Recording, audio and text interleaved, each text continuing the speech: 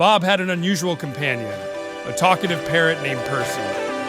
Percy had a knack for turning even the most mundane days into uproarious comedies. One evening, Bob invited a date over, aiming to impress her with his culinary skills.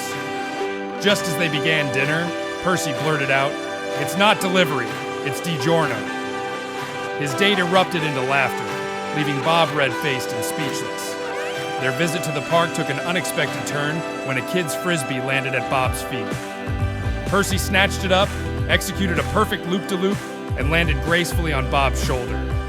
The kids were awestruck, and Bob played it cool, pretending he and Percy were professional frisbee-catching partners. A trip to the pet store turned into pandemonium when Percy loudly squawked, "Help! I've been kidnapped!" Shoppers and store employees rushed to the scene, thinking a real parrot abduction was happening. Bob had to explain that it was just Percy's idea of a prank, while the pet store manager was far from amused. Even a dinner with colleagues became a Shakespearean performance when Percy began reciting poetry with a posh British accent. His colleagues were impressed but bewildered.